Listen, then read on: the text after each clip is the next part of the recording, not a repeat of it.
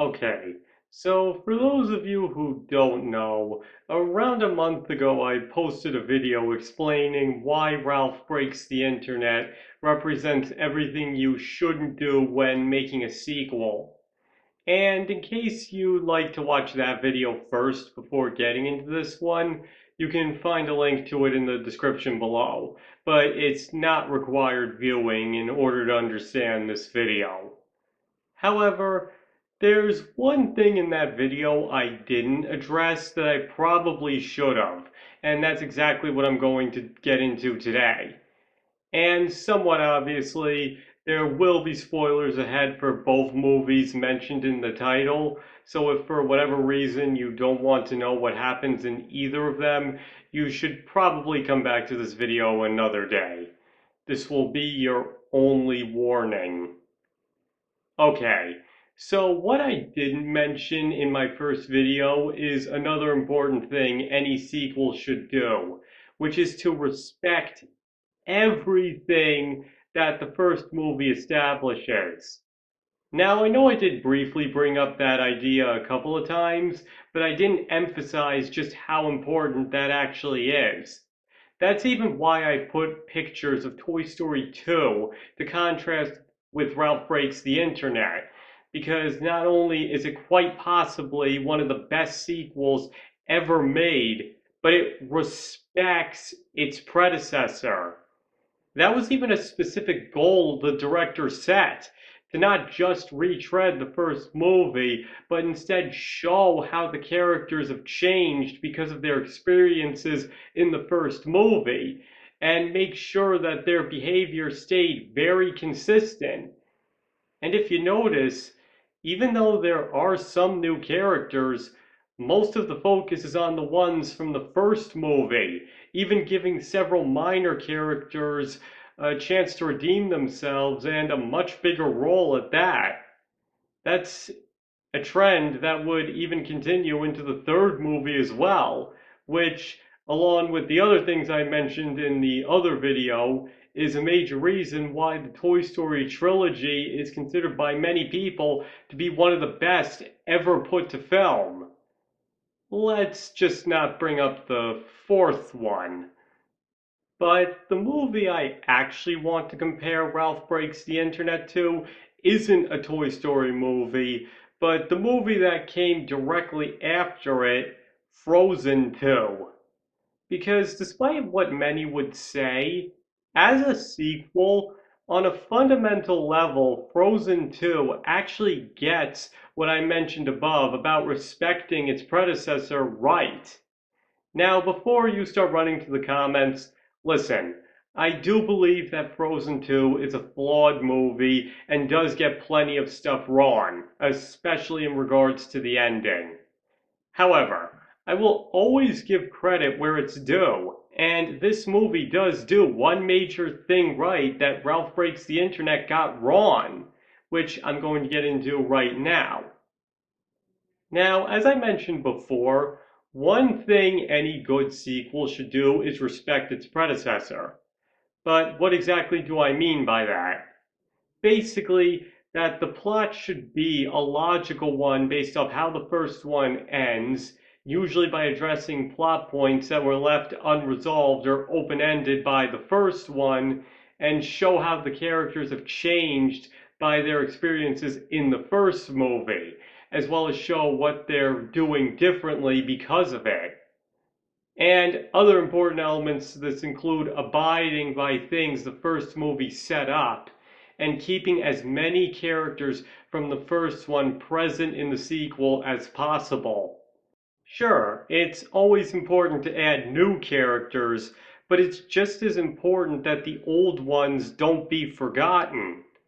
Now, when it comes to Ralph Breaks the Internet, I know I addressed two of these points in detail, how they screwed up the story and how both Ralph and Vanellope have been changed and are extremely inconsistent with the first movie.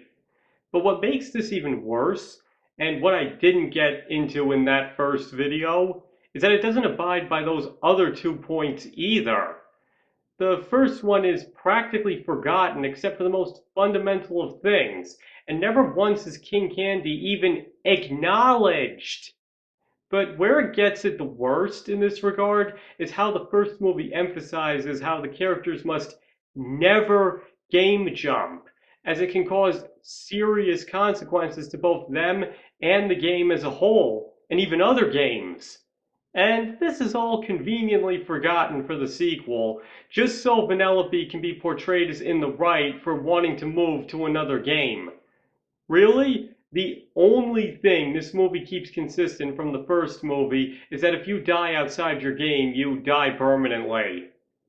And this might just be one of the most important points of anything I've brought up on this topic so far. A sequel must stay consistent with the first one and make it feel like the events of it mattered, or people are going to lose interest. And you must never conflict with the first movie either, because the only thing you're going to do is get a lot of ticked off fans who really liked the original. Really, way too many sequels have been doing this lately, and Ralph Breaks the Internet might just be one of the worst. And then there's what I said about the original's characters. And all I have to say to that is Ralph and Vanellope are the only important ones from the first movie that are just as important in the sequel. All the other characters are thrown aside in favor of an almost completely new cast. Now listen, under the right circumstances, it's okay for a sequel to do something like that. But Ralph Breaks the Internet had no reason to. Ask anybody who was a fan of the original, and they'll tell you that they would have thought it was a given that Fix-It Felix and other important characters would have a big part in it. So the fact that they were sidelined is only just another place where the sequel went wrong. Now let's contrast this with Frozen 2. And to keep it simple at first, its plot mostly revolves around something the first movie didn't answer: why Elsa has her powers. Most of the characters from the original have big roles, and while there are some new characters, they don't steal the spotlight from the existing ones, and they even manage to build on two of the very minor characters in unexpected ways, even giving them a bigger part than they had in the first one, despite the fact that they're dead.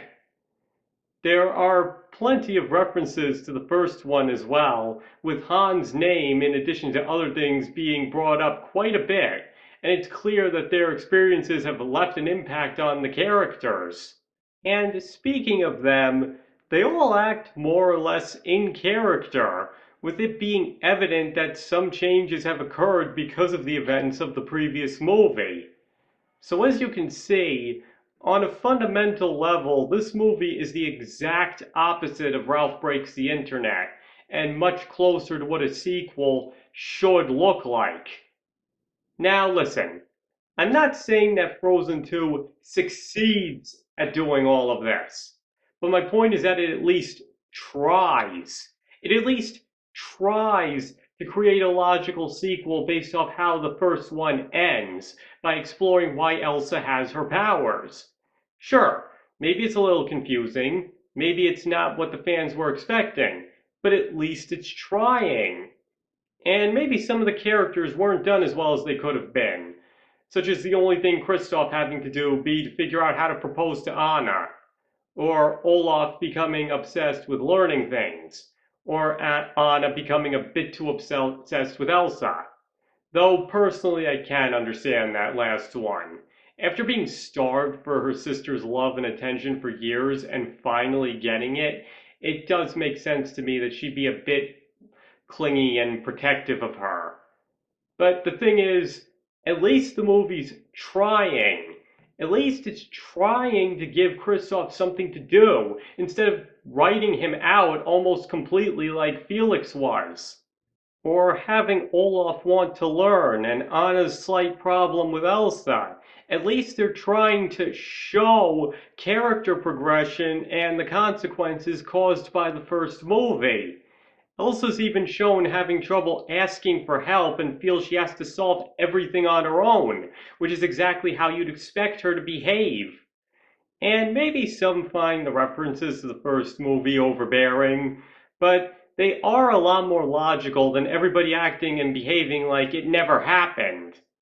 So my point is, while it might not get all of this right, at least the writers seem to have a much better idea of how to approach doing a sequel than the writers of Ralph Breaks the Internet. Okay, so to sum it all up, Ralph Breaks the Internet screwed up on every front, while Frozen 2 at least tried to be a proper sequel, if not totally succeeded. And listen, you can have whatever opinion you want of either of them. You are free to like or dislike them as much as you want. I'm simply trying to explain from an objective standpoint where the two went wrong. And it basically boils down to the fact that Ralph Breaks the Internet was on the wrong track from conception, whereas with Frozen 2, it was more in the execution that the problems occurred. And if you notice, Frozen 2, though far from universally beloved, does have more defenders, or at least people who will concede it isn't awful, if still heavily flawed. Whereas Ralph Breaks the Internet seems to have become something of a punching bag in many circles, which only reinforces how sequels must obey certain rules if they are to be good and have fans like them. And by at least trying to follow those rules, Frozen 2 does get a bit more leeway because of it. But at the end of the day, I would still say that if you want an idea of how to make a great sequel, it's Toy Story 2 and 3 that you should be looking at. And maybe only see Ralph Breaks the Internet if you want to get an idea of everything that you shouldn't be doing. All right, I think that's everything I wanted to cover. So now I want to hear your thoughts. Do you think that Frozen 2 was a better sequel than Ralph Breaks the Internet because it at least tries to be everything a sequel should be? Or do you think they're both great and I don't know what I'm talking about? Please feel free to discuss in the comments below. And thank you all for watching. I really appreciate all the support, and I hope to see you all next time.